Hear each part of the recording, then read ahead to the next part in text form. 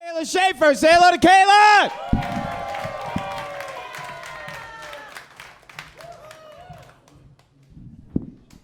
Hi, I'm so excited to be here, so excited that I can't stop peeing. To the point where I missed my own graduation yesterday. Like, it was really bad. Thank you. I also want to thank my family for coming out and ditching my cousin's bat mitzvah. Sorry, Gretchen, but I'm funnier and more entertaining than you. No one wants to see Uncle Morty dance the cha-cha slide a sixth time. So you may be wondering why my face looks a little bit weird. That's because I was born without an eye.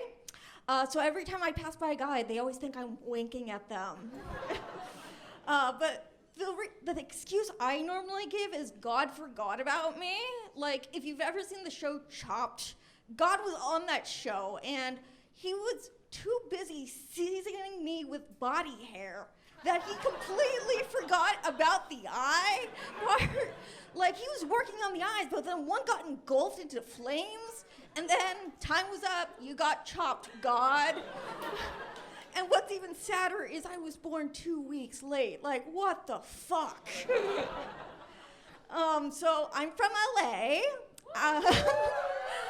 but I've lived here for 5 years now, but I'm working on my New York accent, except it doesn't sound very New York, but I'm working on it. I've gotten comments saying I sound like a car horn, someone who's mentally impaired. There was one person who punched me in the face for doing my New York accent because I was culturally appropriating the accent. I'm sorry, when did New York become its own country?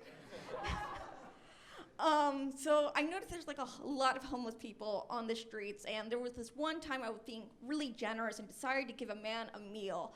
So I not only gave him a meal, I gave him a 3-course meal, consisting of an antipasta salad, which is like meat and cheese, a ham sandwich, and some pudding for dessert. I give the food to the man, and he says, "I'm a vegan."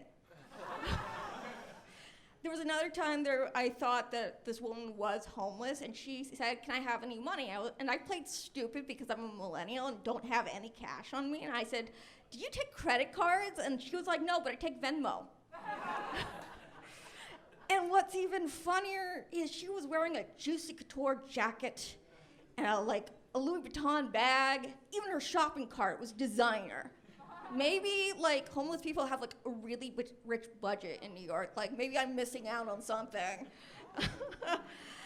I know there's like a lot of Broadway shows out there, but I think it's getting to the extreme. Like there was a Silence of the Lambs musical at one point. Like somebody thought it was a good idea to like make a song about Hannibal Lecter. Come on, guys.